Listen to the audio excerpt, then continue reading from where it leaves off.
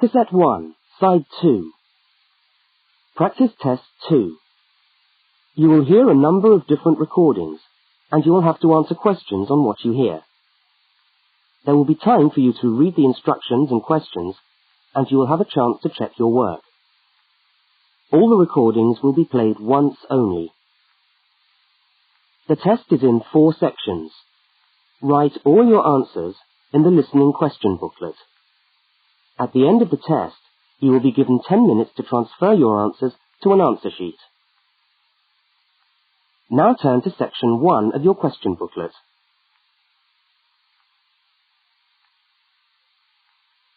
Section 1. In this section, you will hear 2 overseas students, Kate and Lukey, being interviewed by a university counsellor. First look at questions 1 to 5.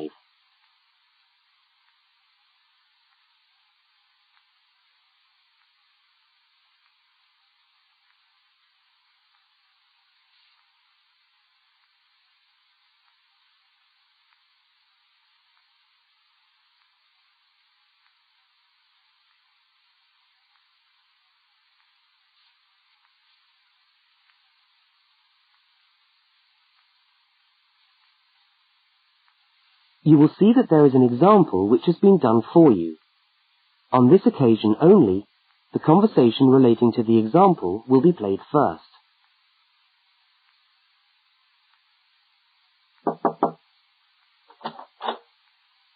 Hi there, Kate. Come on in. How are you today? Fine, thanks.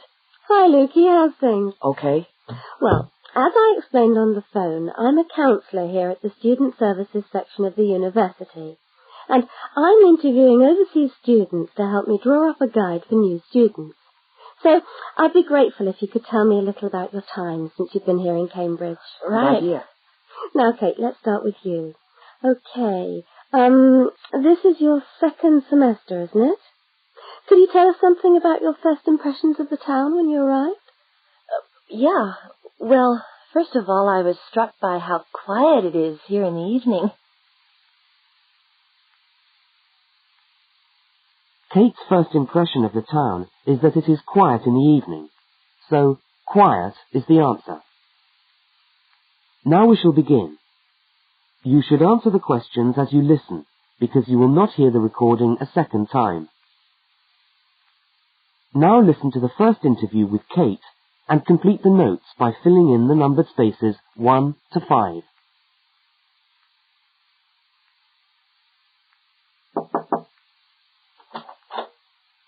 Hi there, Kate. Come on in. How are you today? Fine, thanks. Hi, Lukey. How's things? Okay. Well, as I explained on the phone, I'm a counsellor here at the Student Services section of the university. And I'm interviewing overseas students to help me draw up a guide for new students. So I'd be grateful if you could tell me a little about your time since you've been here in Cambridge. Right. Yeah. Now, Kate, let's start with you. Okay. This is your 2nd semester, isn't it? Could you tell us something about your first impressions of the town when you arrived? Yeah. Well, first of all, I was struck by how quiet it is here in the evening. Yeah, I suppose Cambridge is a quiet place. Where did you live when you first arrived? Well, I went straight into student accommodation. It was a kind of student hostel. Ah, right. So, you didn't have to worry about doing your own cooking or anything like that? No, but sometimes I wished I had.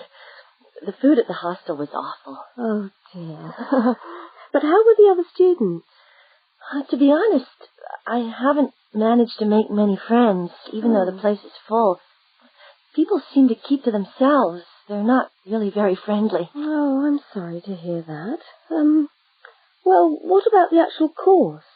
You're studying, I'm doing a master's by coursework in environmental studies. Oh, right. And how are you finding that? Yeah, well, it's been pretty good, really. I've enjoyed the course, but I feel there hasn't been enough contact with the lecturers. Oh. They all seem to be incredibly busy. The only chance I've really had to talk to them was on the field trip. Well, that's no good. Mm-mm. Could anything be done to improve the course, in your opinion? Well, I think it would be helpful to have meetings with lecturers on the course. Say once a fortnight, something like that. Regular meetings. Yes, that could certainly help. Now, Kate, we'll come back to you in a minute, but I'd just like to ask Lukey some questions. Before they continue the interview, look at questions 6 to 10.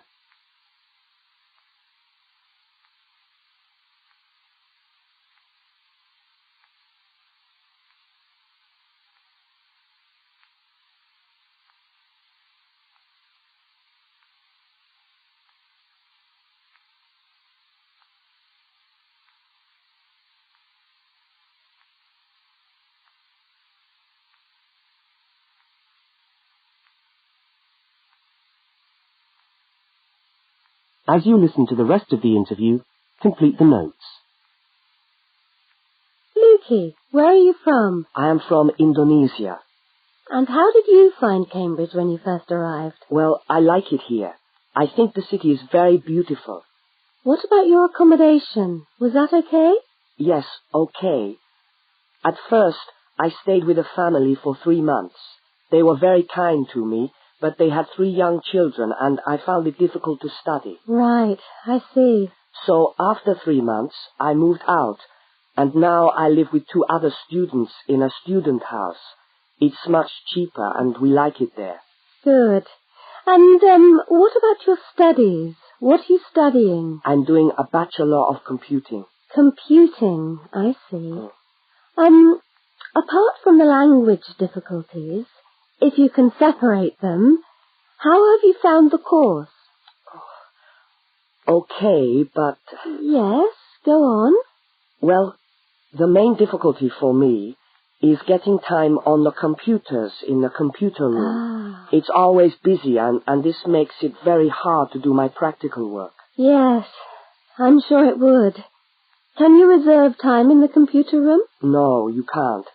But it would certainly help if we could reserve computer time. Yes, I'll look into that and see if something can't be done to improve things over there.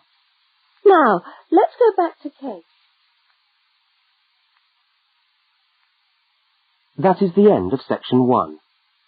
You now have half a minute to check your answers.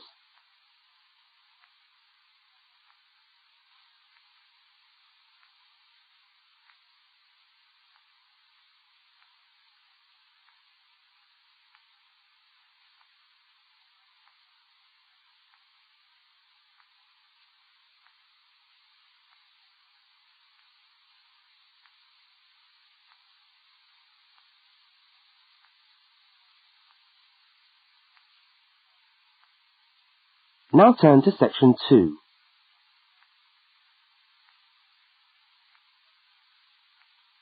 Section 2. You are going to hear a radio talk about buying a bicycle. First, you have some time to look at questions 11 to 20.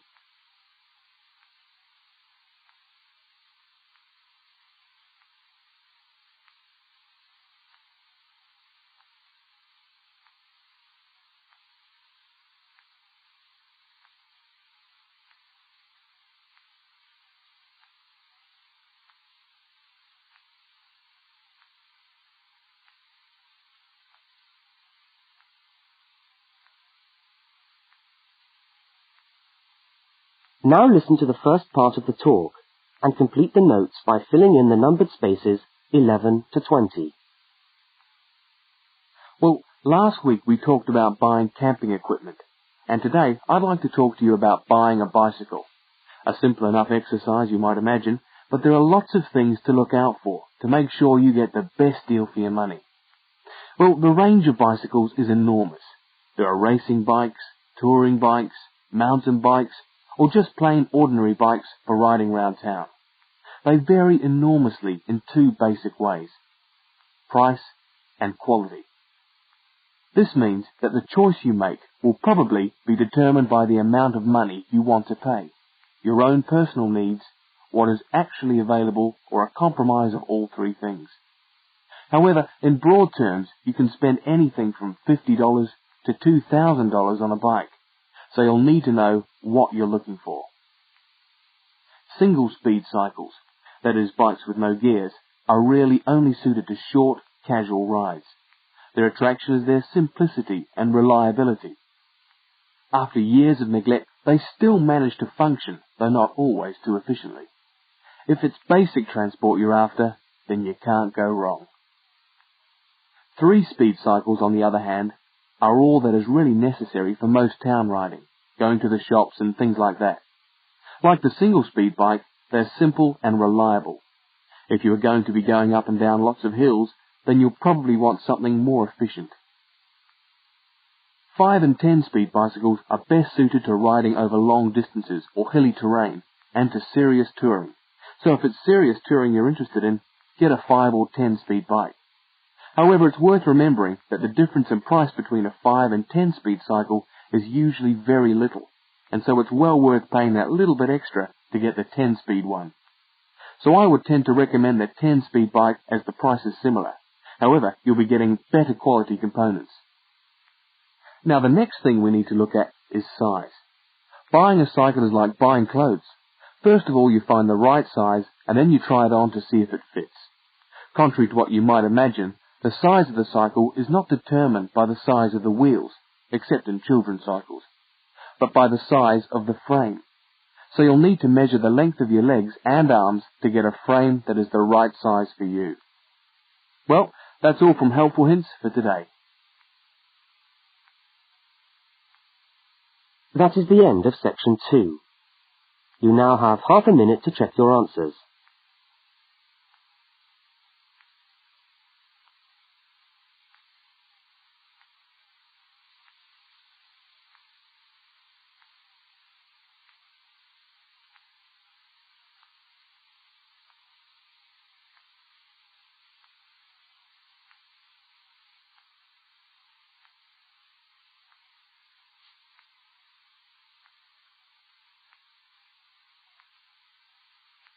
Now turn to section 3.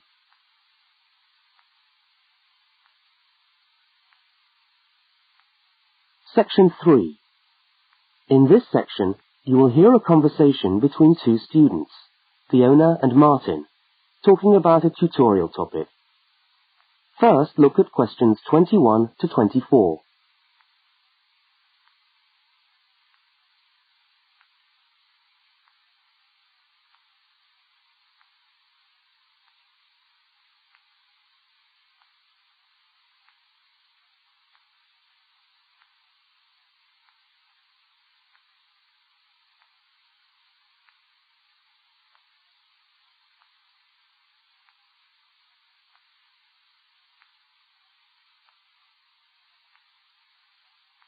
Now listen and answer questions 21 to 24. Hi there, Martin. How are you going with your Australian Studies tutorial paper? Oh, good. I finished it, actually. Lucky you. What did you do it on? I'm still trying to find an interesting topic. Well, after some consideration, I decided to look at the history of banana growing in Australia. Banana growing? Yeah, banana growing. Fascinating, I'm sure. Well, it's not as boring as you'd think. And I wanted to tie it into the work I've been doing on primary industries and the economy.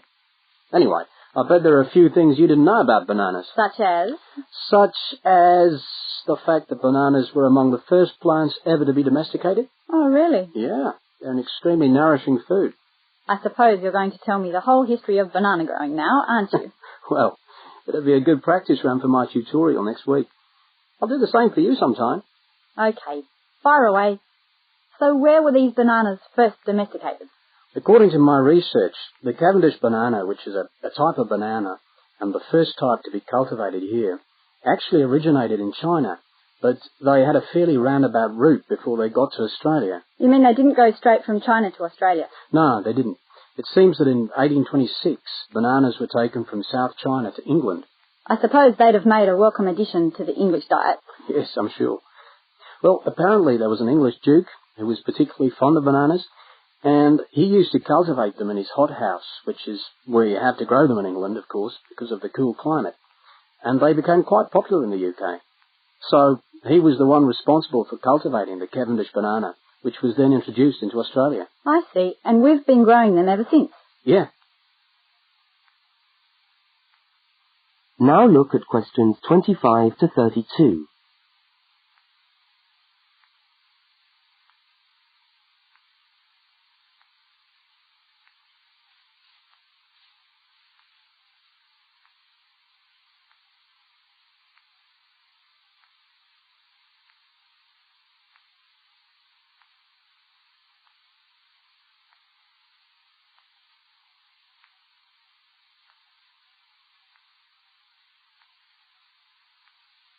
As the conversation continues, complete Martin's notes.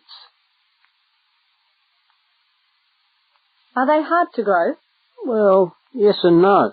To grow them in your garden, no, not really.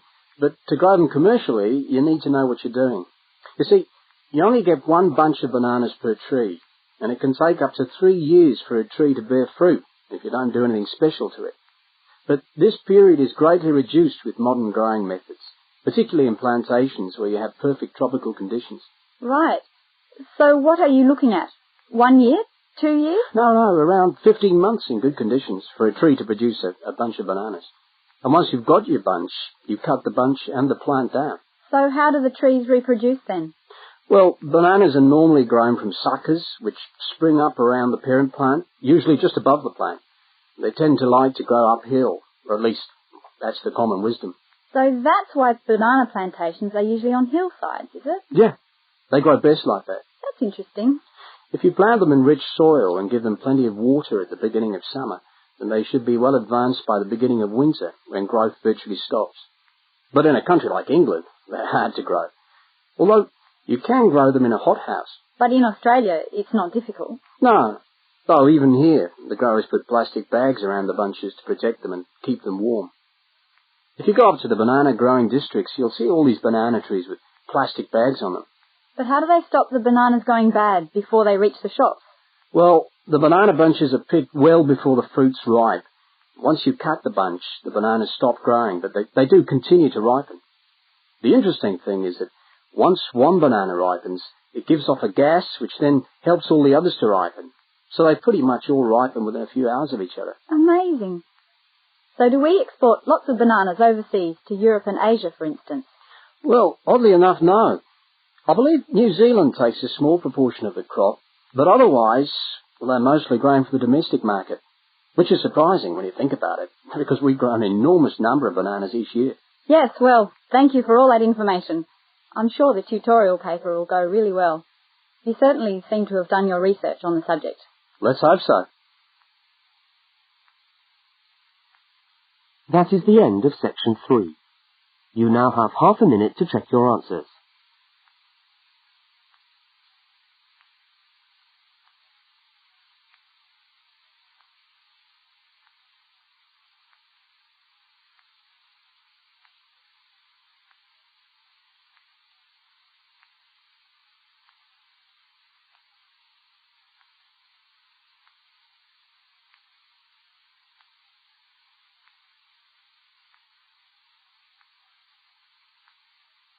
Now turn to section 4.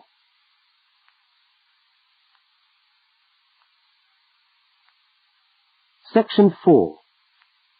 You are going to hear part of a public lecture for new students. First, look at questions 33 to 35.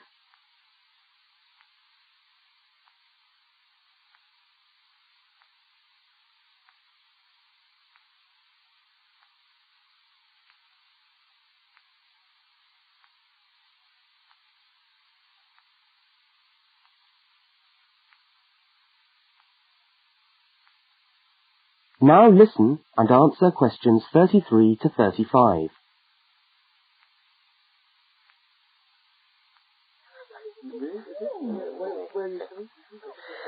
Good morning everyone, and welcome to our regular lecture on health issues.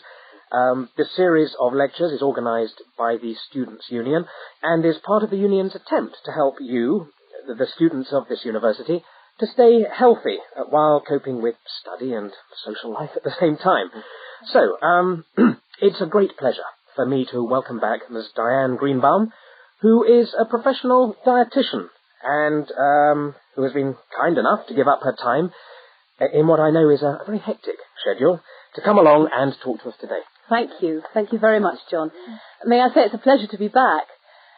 Now, stresses at university, being away from home and having to look after yourselves, learning your way around the campus, all contribute to making it quite hard sometimes to ensure that your diet is adequate.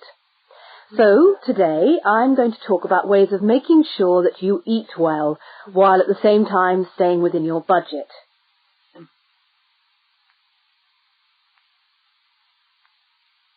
Now look at questions 36 to 41.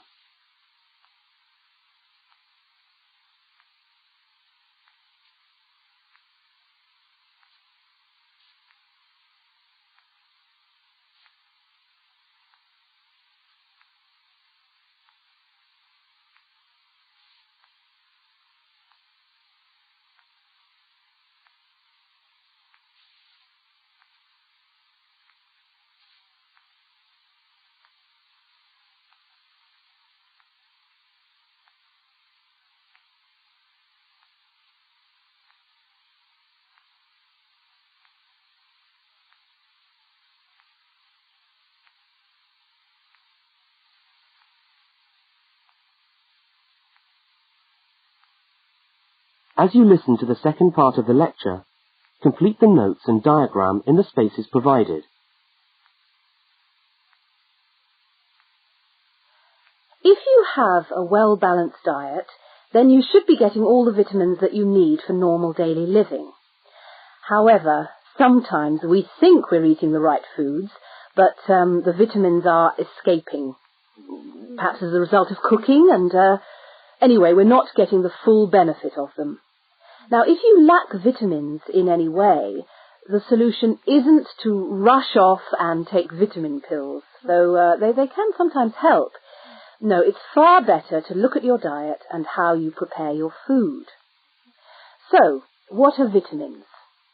Well, the dictionary tells us they are food factors essential in small quantities to maintain life. Now, there are fat-soluble vitamins which can be stored for quite some time by the body, and there are water-soluble vitamins which are removed more rapidly from the body. And so a regular daily intake of these ones is needed. Okay, so how can you ensure that your diet contains enough of the vitamins you need? Well, first of all, you may have to establish some new eating habits. No more chips at the uni canteen, I'm afraid. Now, firstly, you must eat a variety of foods. Then you need to ensure that you eat at least 4 servings of fruit and vegetables daily. Now, you'll need to shop 2 or 3 times a week to make sure that they're fresh, and store your vegetables in the fridge or in a cool, dark place. Now, let's just refresh our memories by looking at the healthy diet pyramid. Okay, can you all see that? Good. Well, now, as you see, we've got 3 levels to our pyramid. At the top, in the smallest area, are the things which we should really be trying to avoid as much as possible. Things like, sugar, salt, butter, all that sort of thing. Next, on the middle of our pyramid, we find the things that we can eat in moderation. Not too much, though. And that's where we find milk, lean meat, fish, nuts, eggs. And then at the bottom of the pyramid are the things that you can eat lots of, because they're the things that are really good for you. Here we have bread, vegetables, and fruit. So, don't lose sight of your healthy diet pyramid when you do your shopping.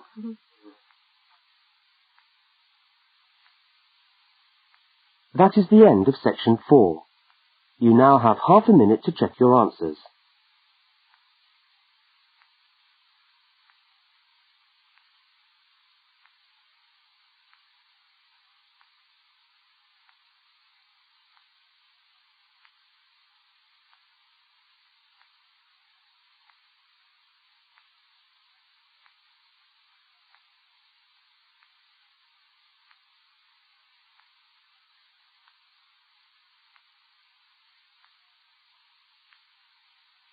That is the end of the listening test. You now have 10 minutes to transfer your answers to the listening answer sheet.